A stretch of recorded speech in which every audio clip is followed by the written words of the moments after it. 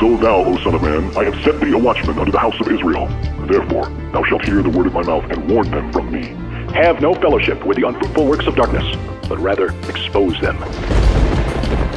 Coming to you from an undisclosed location in Middle Tennessee and examining current events from a biblical perspective, this is Bible News Radio with your hosts, Randall and Stacy Harp.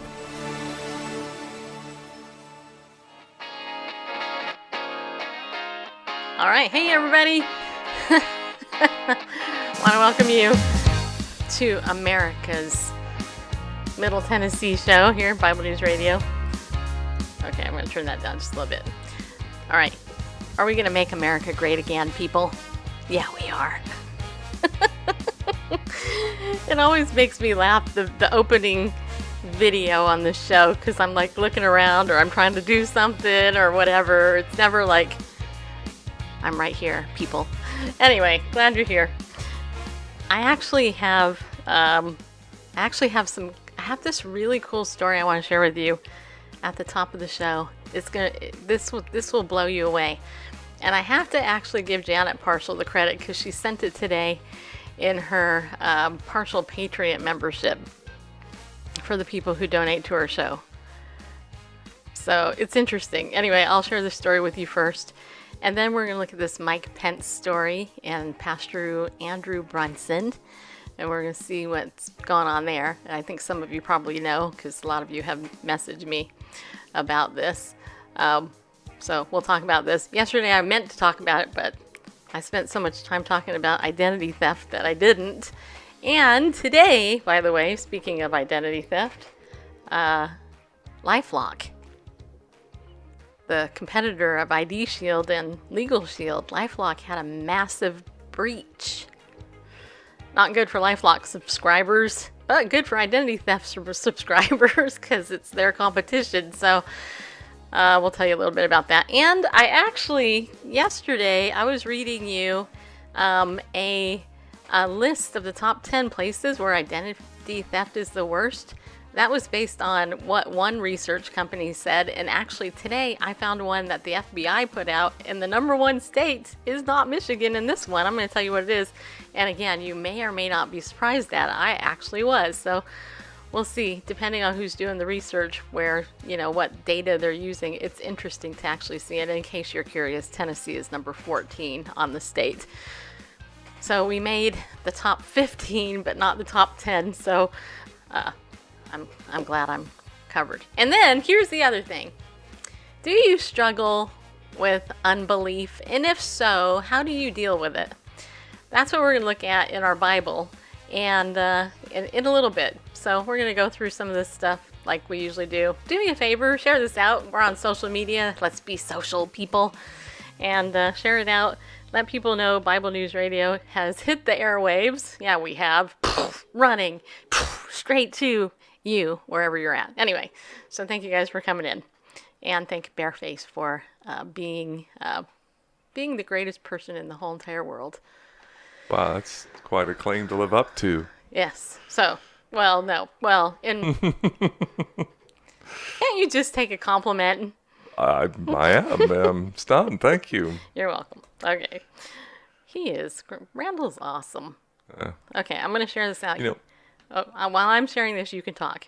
Okay, I was just thinking that, of course, I haven't seen the FBI study, but the study we were looking at yesterday with the identity theft, that ranking was based on incidences per 10,000. It was based on population. How many? No, it's per 100,000. Per 100,000. Okay, so that was the ranking, not necessarily the number of cases, but cases per 100,000 people. So, yeah, I'm going to have to look at the criteria because similar criteria was used by the FBI, but we'll get into that in just a second. I got to tell you guys, this story coming out of Wisconsin is super cool. How many of you believe that God directs your steps? Yeah.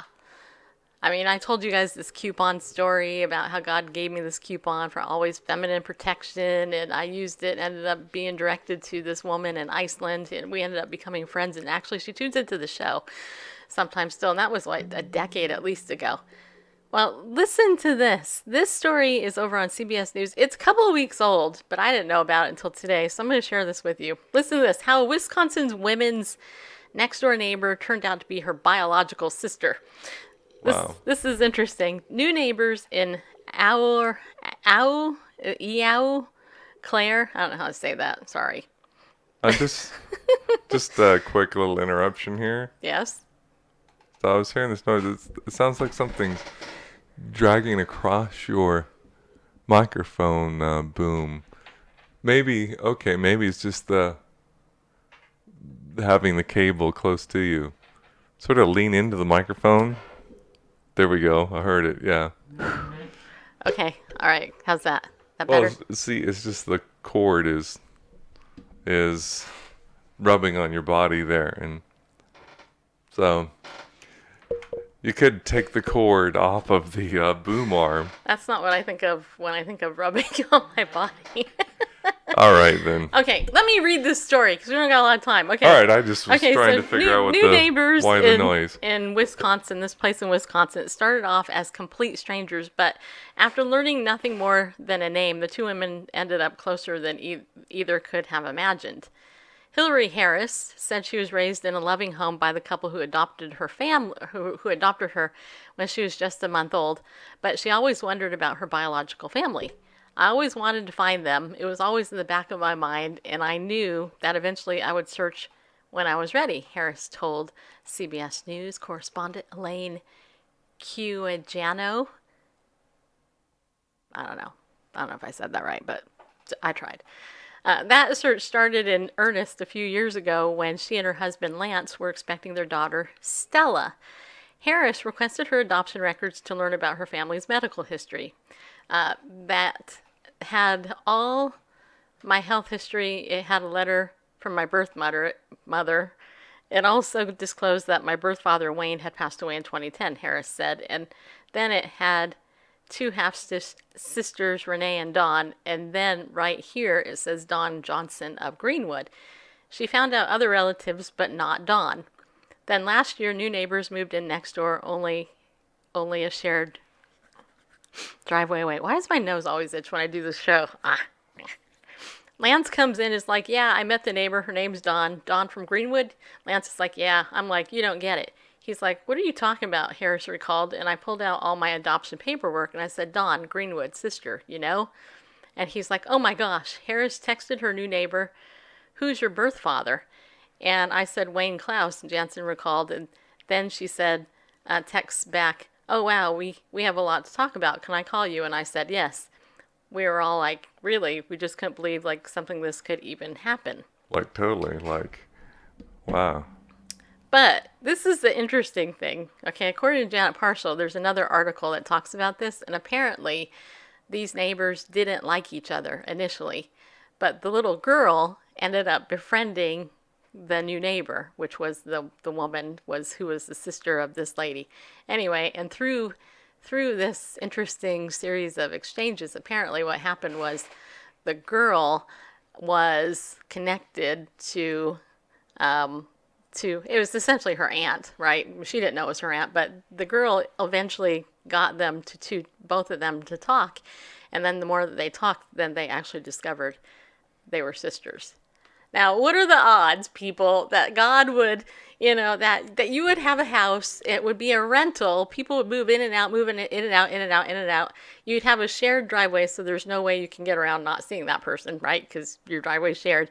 And it ends up being your sister that you didn't know that you had, or that you didn't know you have, and eventually, all that. So, I don't know. I just thought that was kind of cool. Isn't that a cool story? I thought that was cool. And by the way, they ended up becoming friends. They like each other. They love each other, blah, blah, etc. Happy, happy, happy. Happy, happy, happy. As Phil would say. All right, let's talk about Mike Pence, our current Vice President of the United States of America, trying to make America great again, right? Make America great again. All you Trump haters. Yeah, just so you know, I like Trump. I know Randall doesn't really care for him, but I like him. I think he's better than the alternative was. Especially no when argument there. Especially when it comes to issues of Christian persecution. So this is an article from the Christian Post titled, I don't know what it's titled, I forgot what it's titled, but it has to do with this issue. So, Vice President Mike Pence said Thursday that he has spoken with jailed Pastor Andrew Brunson and warned Turkish leaders that if they don't release the church leader, the country will face significant sanctions, a promise President Donald Trump has seconded. So, in other words, our current administration is saying, hey, to Turkey, look, turkey face, if you don't release this prisoner, you're going to pay for it. That's a good thing. Pence, who first tweeted the ultimatum to Turkey, President Recep Tayyip Erdogan, Thursday morning. You guys try saying this stuff. Doubled down on his threat when he gave a keynote speech at the State Department's first ever 3-day ministerial to advance religious freedom. Before foreign delegations from over 80 countries, Pence publicly reprimanded the NATO ally, who has also held the North Carolina pastor since October 2017. So, he's going on being a year in prison for really nothing. Although many were happy to see that a Turkish court ordered Brunson to be removed from prison and placed under house arrest in Izmir on Wednesday due to health concerns, Pence stressed that moving Brunson from prison to home detention is not enough. Which is good. That's good. Pastor Andrew Brunson is an innocent man. There is no credible evidence against him. Our entire administration has worked tirelessly to secure Pastor Brunson's release, Pence said. Yesterday, Turkey released Pastor Brunson from prison only to place him under house arrest. This is a welcome first step, but it's not good enough. No, it isn't. Pence explained that he spoke with the 50-year-old Brunson and his wife, Noreen, over the phone Wednesday. I know that his faith will sustain him, but it shouldn't have to. He deserves to be free, Pastor Brunson, Mike Pence said. Brunson continued to be held despite having 3 court hearings in which there was no substantial evidence implicating him with the type of crime they say he committed. Brunson's daughter, Jacqueline Fernari, attended the State Department ministerial and spoke to the crowd. She said, "It is important to note that during these 3 hearing dates, there has not been one prosecution witness that has been able to provide one shred of evidence that support their ridiculous testimony, a fact that my father pointed out during the May 7th trial date, and a fact that none of the judges on the panel seemed to care about. The head judge personally told my father that all the prosecution's witness testimony is simply being taken as truth, therefore there is no need for any evidence." And unfortunately, I can tell you this, at least in the 8 years, I wrote about Christian persecution for A Voice of the Martyrs. This is so common in Islamic countries. They don't care. They don't. They make stuff up. Even when people actually come back and recant stories, like they have in the case of Asia Bibi and some other places, the governments don't care. It's very irritating. It says here the administration's vow for sanctions come as members of Congress have pushed for such sanctions against Turkey and had pushed to stop Turkey's purchase of F-35 jets. Republican Senator Lindsey Graham of South Carolina and Democrat Jean Shaheen of New Hampshire recently met with Erdogan to discuss Brunson's fate. Now, I have to say, I'm not a huge fan of Lindsey Graham because I think he's kind of a wussy Republican, mostly a rhino. But I will give him credit in this case that, at least he's trying to do something good. Pence concluded his remarks on Brunson by calling on the American people to pray for Brunson and by sending a clear message to Erdogan. To President Erdogan and the Turkish government, on behalf of the President of the United States of America, release Pastor Andrew Brunson now or be prepared to face the consequences. If Turkey does not take immediate action to free this innocent man of faith and send him home to America, the United States will impose significant sanctions on Turkey until Pastor Andrew Brunson is free. And of course, we have the tweets to prove it. He actually said this. So this is a good thing. I like the fact that we have a vice president and actually a president who appears to be at least this point in time to be standing. Randall's like yawning. To be standing in the to standing up for some of the persecuted Christians. I mean, even the meeting in North Korea that Trump did, and others, they have made a significant change from the previous Democratic administration that frankly didn't care. That's not what I was going to say, but I was going to say, well, it started with a C, but not that word. Anyway, Randall, what do you think of this? You like that? Well, like as VP Pence said, it's a welcome first step. Right. But I mean, still, house arrest. He's still not free. So in custody, I'm wondering, if they set him free, what happens after that? Because he's been over there in Turkey for 23 years, as I understand. As a church leader, I'm sure he goes back and forth. I'm sure he's returned to the States at times. But then,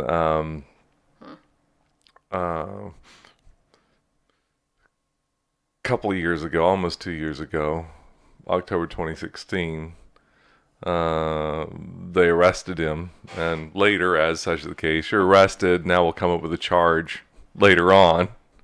Unlike in this country where you have to be, charged with something before you were incarcerated, before you're arrested. There has to be, a witness to a crime or a warrant for your arrest, whatever. Anyway, as much as is often the case in such countries, he's arrested and they came with a charge of terrorism, that he was related to Kurdish and Islamic militants trying to overthrow the government. And yeah, anyway. Yeah. And so, and like was covered in the article, then, 3 different trials, no witnesses at all, just the prosecution making claims, and then, must be true. They're making charges. If it wasn't true, why would they be pressing charges? Anyway, for all that it is, the mixed bag of, stuff that it is, our justice system here in the United States is quite good compared to so many places in the world. Yes. Well, I think it's probably the best justice system in the world. Yeah. That's just my own personal opinion about it certainly has its flaws and loopholes and things. That was a great segue. Our legal system has flaws. Yeah. Which is why you need Legal Shield. And by the way, I have to tell you guys that I did check in yesterday. Those of you who are in Canada, I just got to throw this out here. Hold on a minute. I have to get over to my different emails so I can read this message that I received from my friend Zacharias, to be exact. Okay. So Zacharias encouraged me. Well, actually, he told me this. Okay, so this is Vicky's son. Alberta, British Columbia, Ontario, and Manitoba are the places where you can get Legal Shield in Canada. And just so you know, the prices for Legal Shield are just a little bit higher than here in America, but that's probably consistent with your prices in Canada compared to America anyway. Yeah, just the exchange rate. Yeah, the Legal Shield is $26 in Canada, and ID Shield is $12.95. And then, of course, there's business plans too, but that's, the gist. Legal Shield is $26. ID Shield is $12.95. In America, Legal Shield is $24.95 U.S. dollars, and ID Shield is $9.95 for an individual. So there's a little bit of a price difference. But if you happen to be in Alberta, British Columbia, Ontario, or Manitoba, and you want to sign up for Legal Shield through us, then let me know, because we do cover it in those 4 provinces in Canada. So are the Canadian prices Canadian dollars or U.S. dollars? I don't know. It just gives the price on the thing when I'm assuming it's American. I don't know. I have no idea. All it says is this is the cost, and that's what I say. Right. Okay. All right. So speaking of that, though, since we were talking yesterday about the ID theft, unfortunately, this is sad news, actually. I mean, I'm not rejoicing over it, but I do have to tell you that according to MarketWatch.com, millions of LifeLock email addresses may have been exposed, according to a report here. And LifeLock, if you guys don't know, the guy that founded it. He put his social security on a billboard and said nobody would ever be able to steal his identity, and somebody did. I mean, it was a good marketing ploy, I suppose, to show how secure you are in your product, but just saying. Anyway, so it says here, Symantec Inc.'s LifeLock identity protection service may have exposed email addresses of millions of customers, according to a report late Wednesday. Shares of Symantec were up 0.4% at $20.77 on Thursday. Noted cybersecurity blogger Brian Krebs reported late Wednesday that LifeLock just fixed a bug on its site that would allow hackers to fool LifeLock customers in phishing attempts. Krebs said Symantec took the site offline shortly after he contacted the company. A spokesperson for Symantec clarified to MarketWatch that LifeLock's site was not taken offline, but a marketing opt-out page had been taken down. In late 2016, Symantec said it would buy LifeLock for $2.3 billion, and the deal was closed in February 2017. Well, the comments on this article, I'm not going to read them, but, the sad part is that, it's kind of like when a fire department building burns down. You don't expect a firehouse to burn down. It's kind of the same thing, the irony. It's irony. And actually, according to Engadget, which is a technology blog, LifeLock ID theft protection leak could have aided identity thieves. The service has had a bad track record when it comes to protectors' users' sensitive data. It says here, pretty much the same thing. And then it gives more detail. It says, according to Krebs, Atlanta-based security researcher Nathan Reese discovered the vulnerability through a newsletter email he received from the service. Upon clicking unsubscribe, a page that clearly showed his subscriber key popped up. That allowed Reese to write a script that sequences numbers, which is able to pull keys and their corresponding email addresses from the service. And Reese said, if I were a bad guy, I would definitely target the firm's customers with a phishing attack because I know two things about them. They're a LifeLock customer, and that I have those customers' email addresses. That's a pretty sharp spear for my spear phishing right there. Plus, I definitely think the target market of LifeLock is someone who is easily spooked by the specter of cybercrime. Then, yeah. So, and the irony too is that, they didn't take down the whole site. They only took down that one page, which means there's possibly other pages that are also at risk with that. So that's interesting. And then the top states, yesterday we read one article. Today, according to the report that I just saw here right before the show, let's see here. I'm trying to find, I think it was the FBI that did this report. I got to scroll back up through all this info here. Is this it? Here. I'm reading a big long article. It's like super long. Okay, let's see here. No, that's not it. I think it is. Anyway, so the number one state, according to this one, with the thing for identity theft, is Hawaii. Now, this is interesting. Okay, so it says here, this is a Javelin strategy and research. According to this, consumers lost almost $17 billion in identity fraud in 2017. The ID theft business is positively booming. It shows no signs of slowing down anytime soon. But what about you? How worried should you personally feel about identity theft? We wanted to find out. So we analyzed data on identity theft in each state to determine risk levels for consumers in each state. Keep reading to see the most dangerous states. Okay, so the number one state on this list is Nevada, and so yeah, so they analyzed it a little bit different. But so let's read the top 10. The top 10 are Nevada, Colorado, Maryland, California, New York, Alaska, Florida, and New Jersey actually tied for 7. Virginia, Illinois, and West Virginia. So that's the top 10. Then it says here, what we found here is, it says here, our study helped us determine the worst states for identity theft, but it also provided some insight into ID fraud trends. Here are some of the highlights from our data analysis. Even if you're unlikely to become a victim of identity theft, you could lose a lot if you do.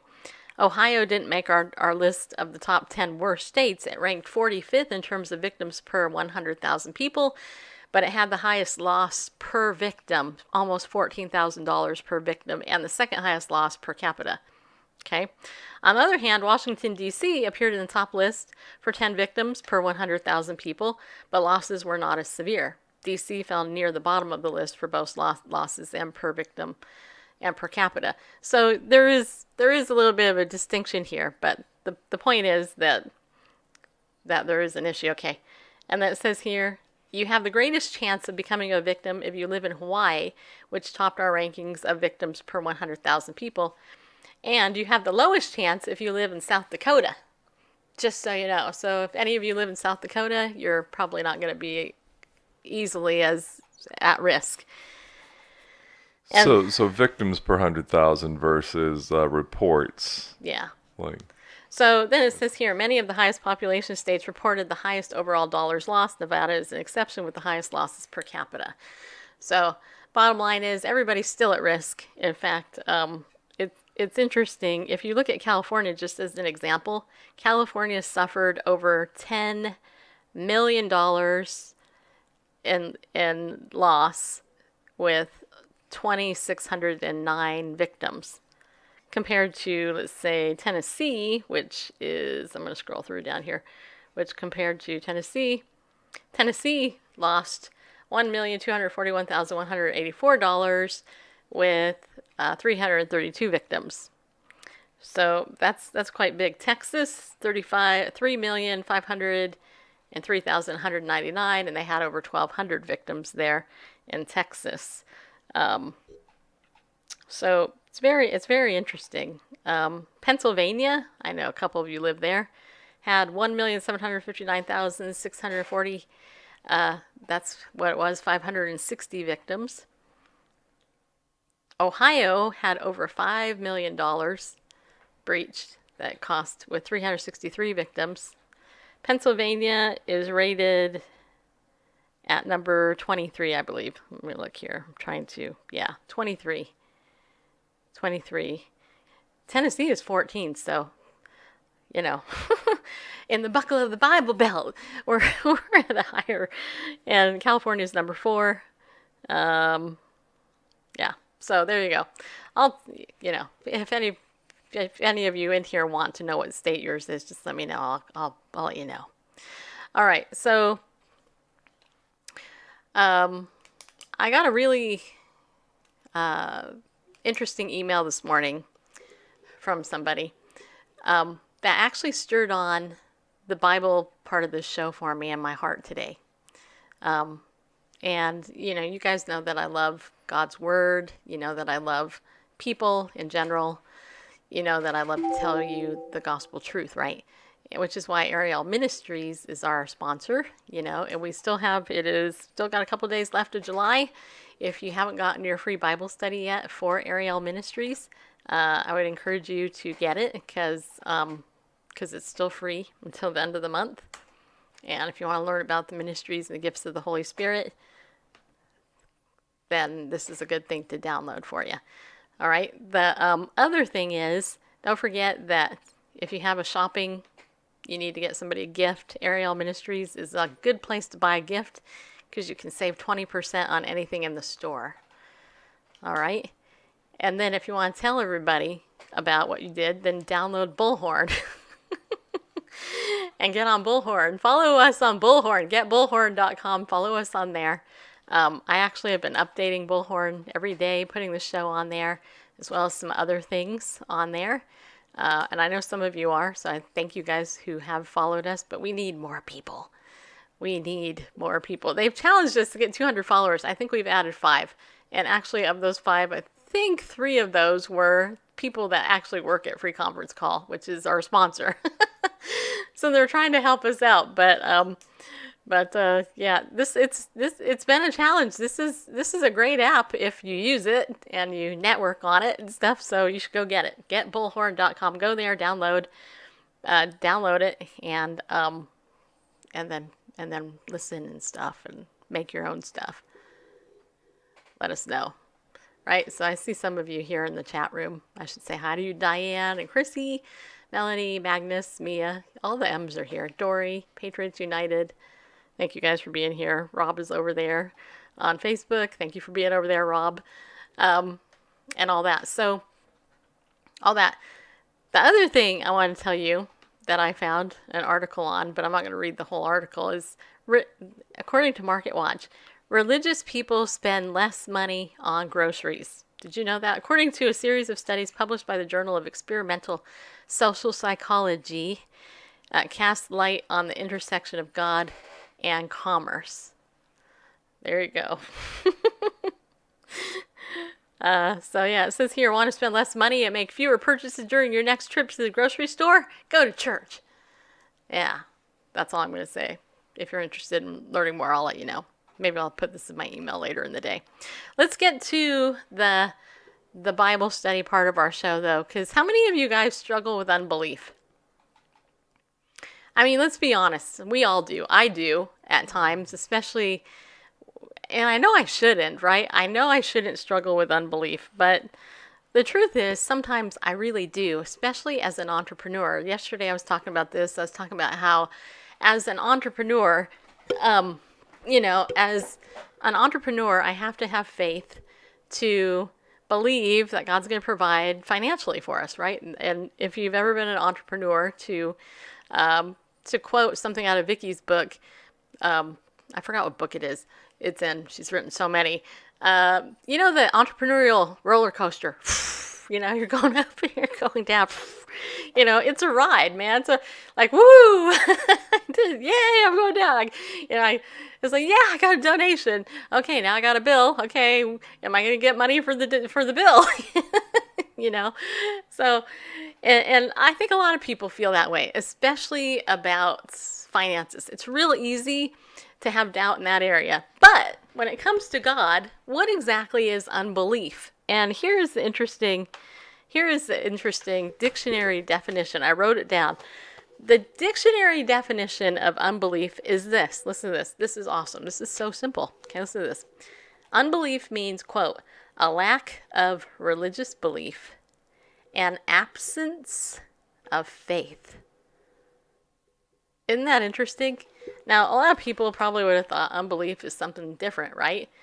But according to dictionary.com, unbelief is simply a lack of religious belief and an absence of faith. So let's look at some scripture. Let's look at Mark chapter 9 just for a minute. Mark chapter 9. I'm going to scroll through to the right place that I wanted to start at because I need to get to the right place.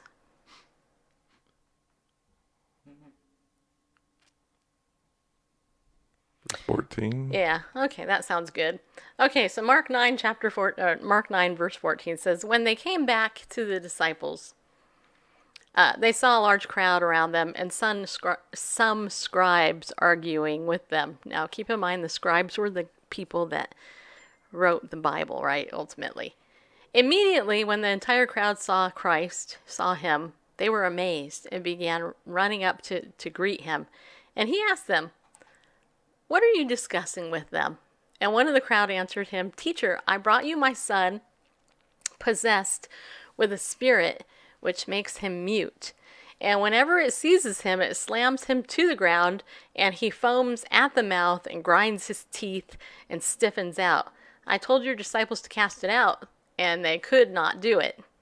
And he answered them and said, O unbelieving generation, how long shall I be with you? How long shall I put up with you? Bring him to me. Now note here what Jesus said.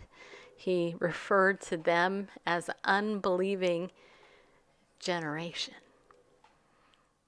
And then in verse 20 it says, they brought the boy to him, When he saw him, immediately the spirit threw him into a convulsion, and falling to the ground, he began rolling around and foaming at the mouth. And he asked his father, "How long has this been happening to him?" And he said, "From childhood.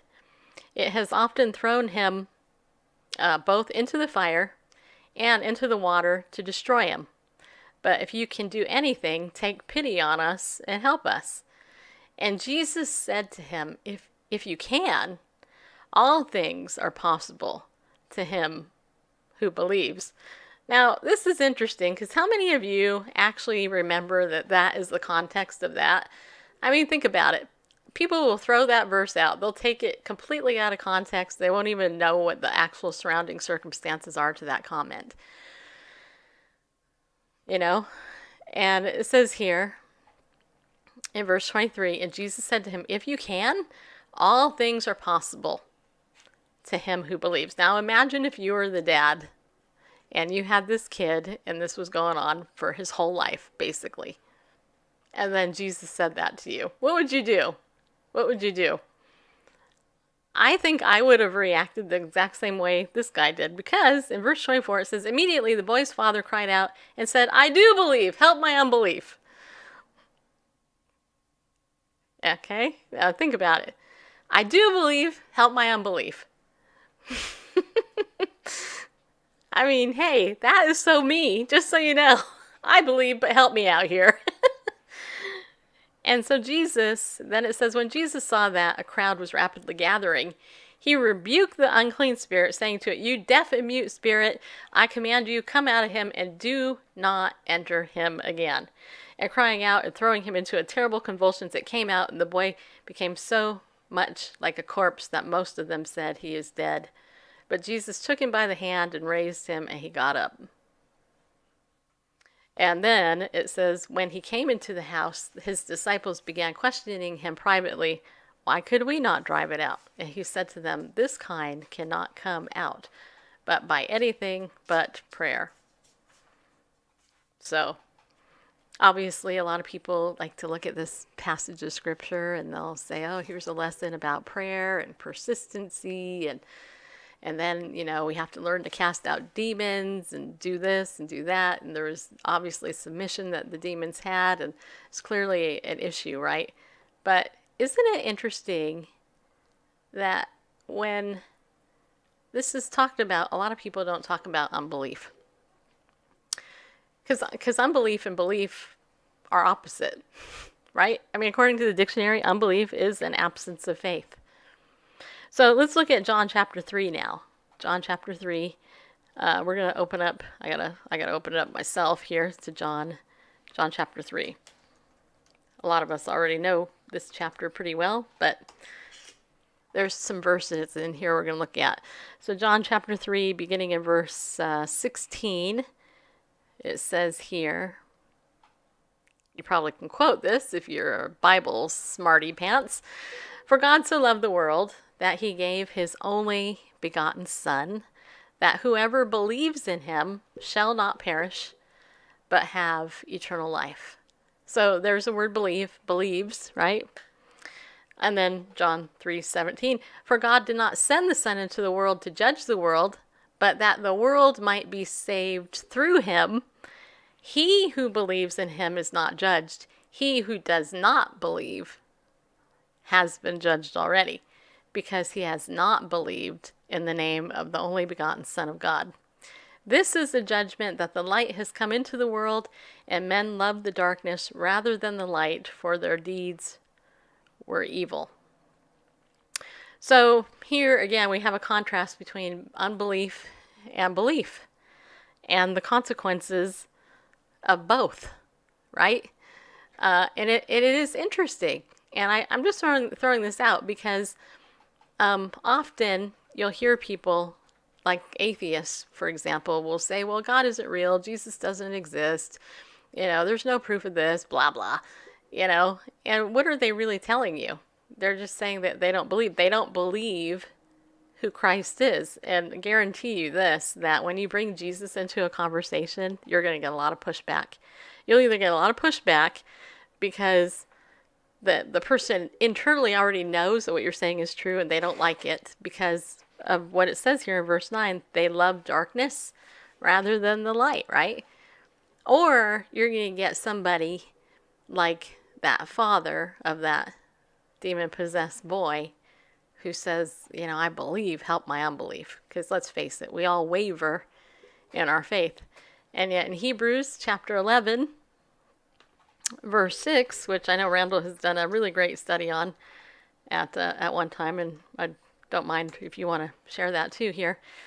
Hebrews 11:6 says, and without faith, it's impossible to please him. For he who comes to God must believe that he is, and that he is a rewarder of those who seek him. So it's interesting that belief and faith are I'm not going to say twins. Belief and faith go together. I guess that's a good way of putting it, right?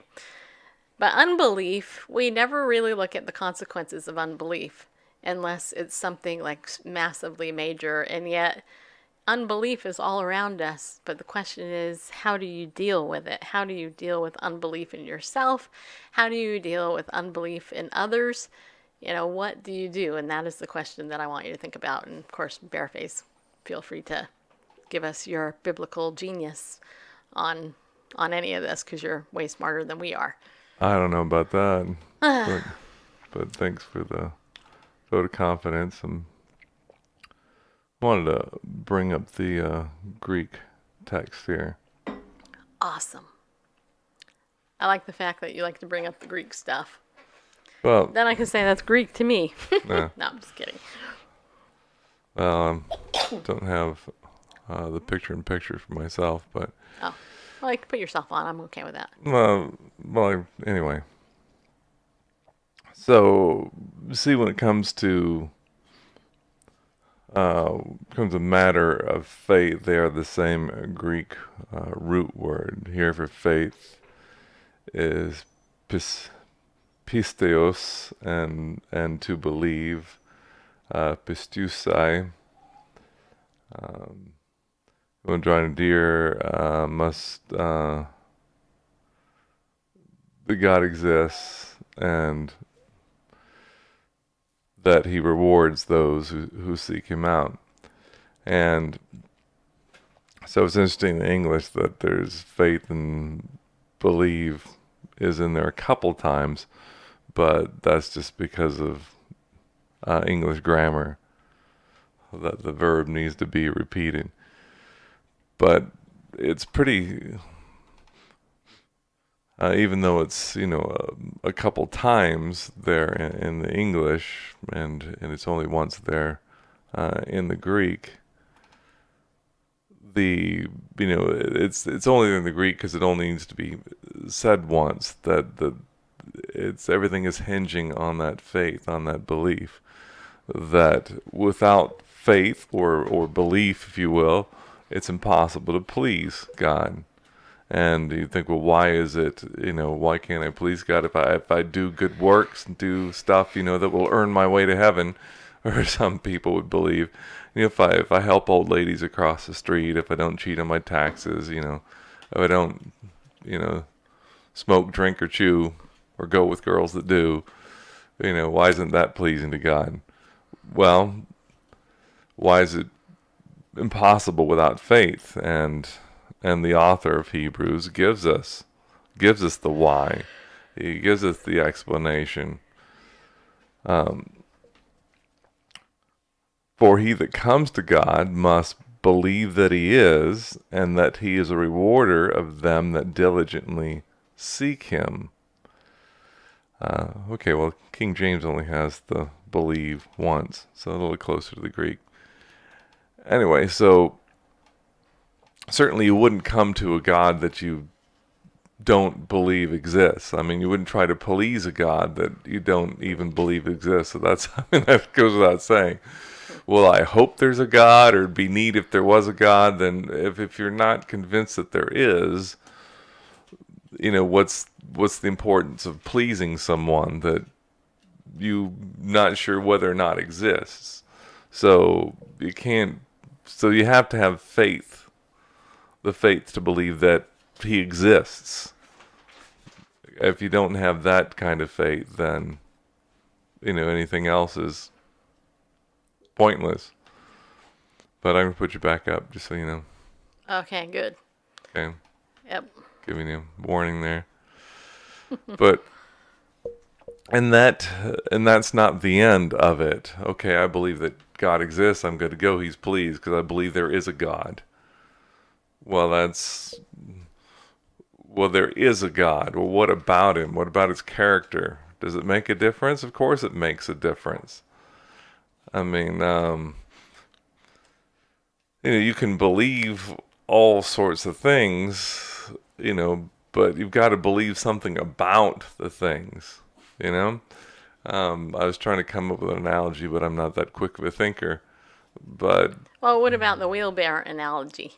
well, yeah, but The famous analogy. it's a good definition of faith, but Well, but faith and belief together. I mean, well, they're one and the same.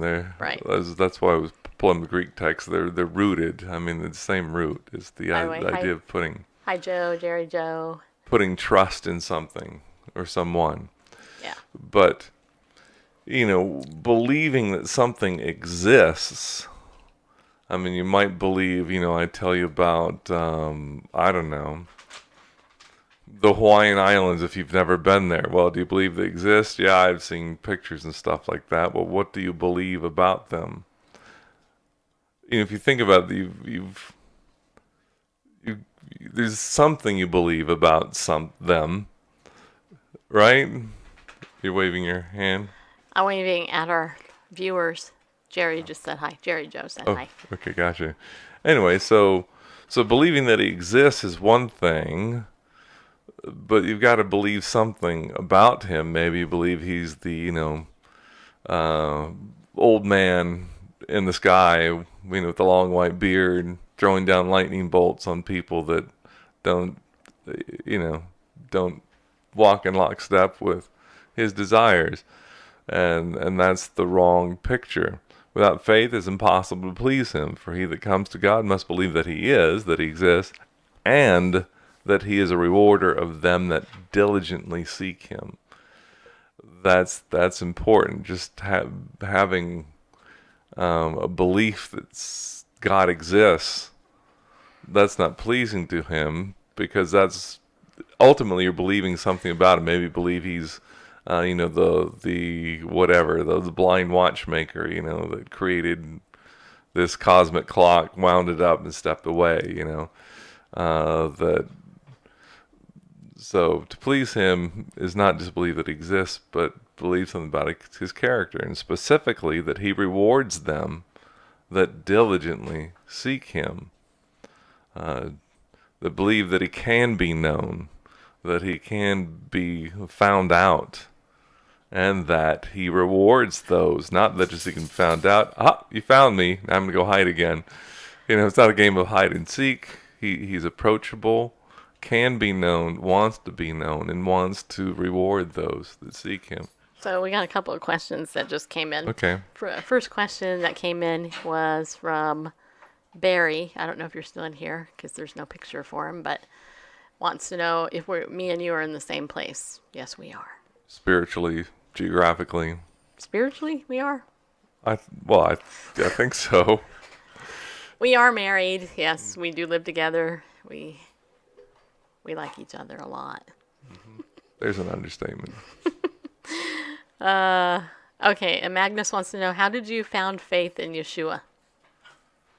Well, I've shared my testimony a number of times, but the very short version is the time when I was suicidal and was looking for something more, had lost confidence in materialism and religion.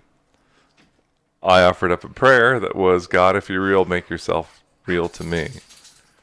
And he led me by his Spirit through intrusive thoughts to read the Bible, where I discovered Yeshua, who he is, in print and in and in spirit.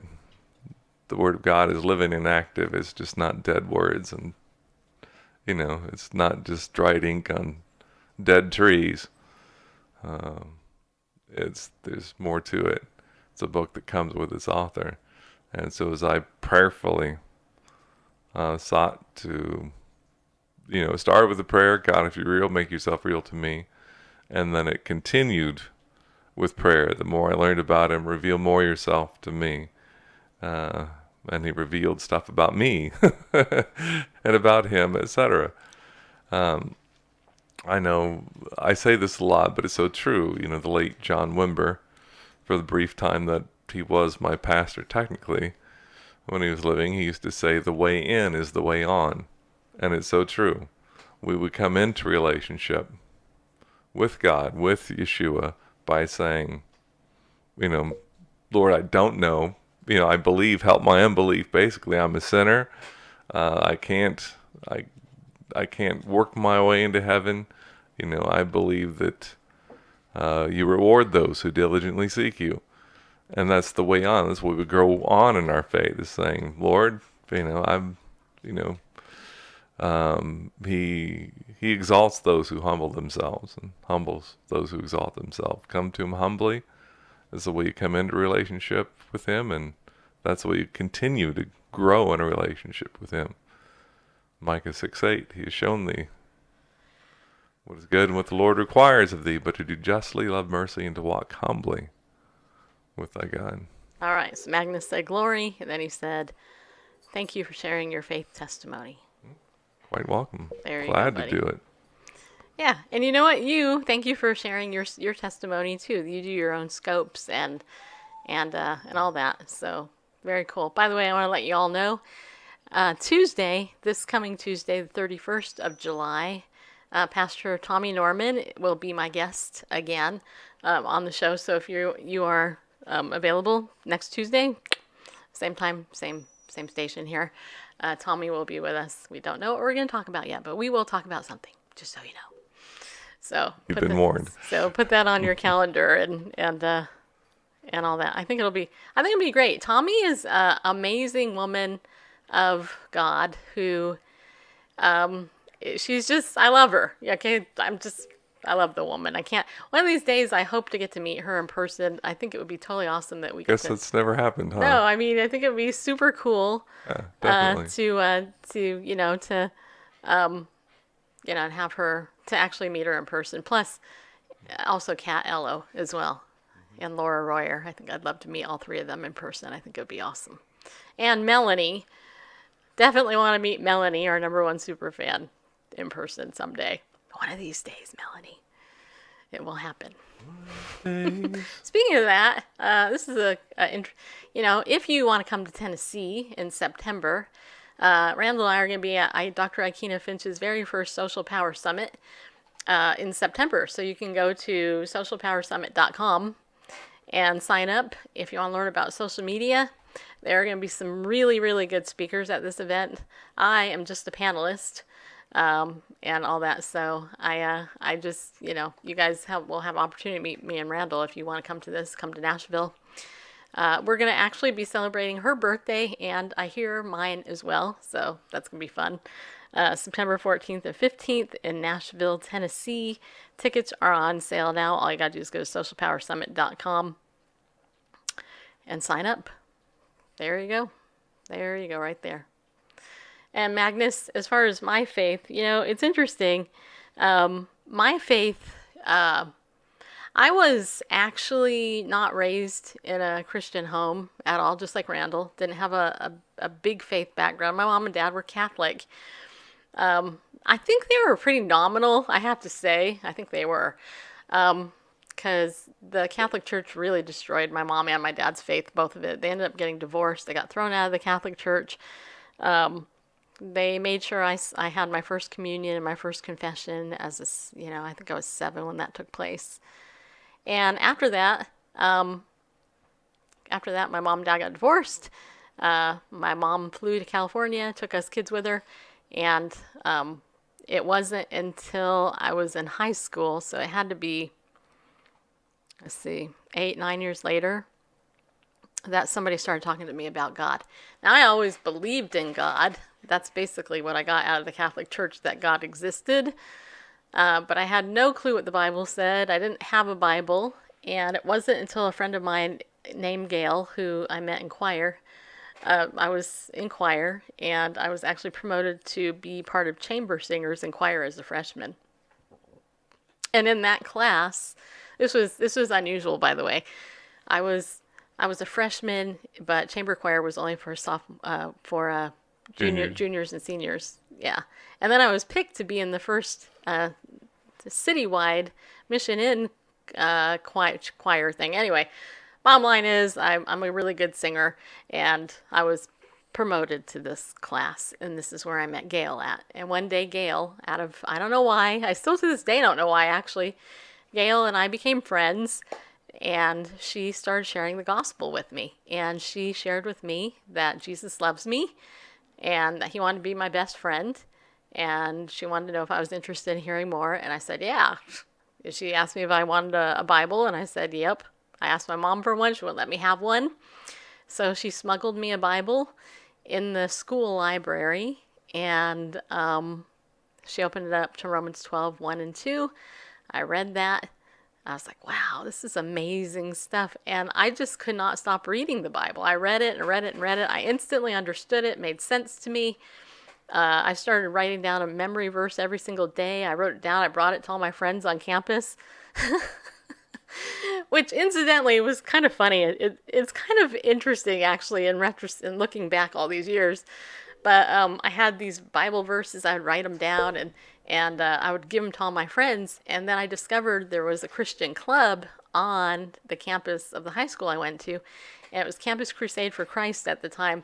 They actually came in once a week, and they led Bible studies there. And so me and Gail, we were the only two people with one senior that was in it. And so we would go every, lunchtime when they had it, and as freshmen. And it turns out that I had the office of, I'm trying to remember what the title of it was. It was something like publicity for campus, something like that. Yeah. And anyway, long story short, by the time we graduated and we were in our senior year, there was like 30 or 40 people in that club. A whole bunch of people had come to Christ as a result of the club and different things. And I was asked by my school leadership to give one of the prayers at my graduation.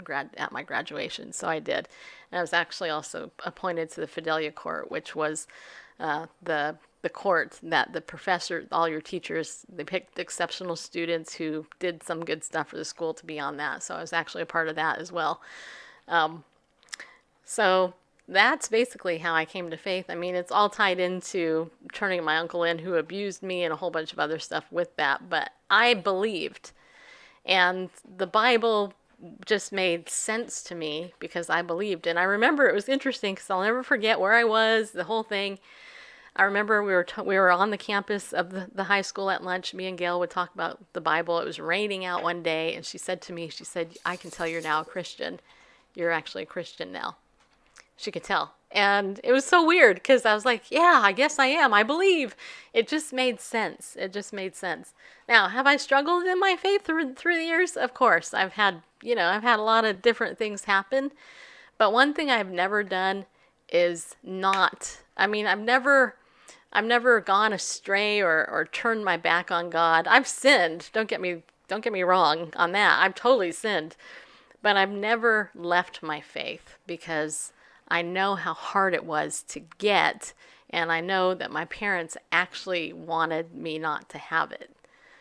And interestingly, my mom died 20-something years later, and it took all that time for her to repent and come to faith. But my dad, who I didn't grow up with, who I actually take care of now, he actually became a Christian before my mom because I went to visit him one summer.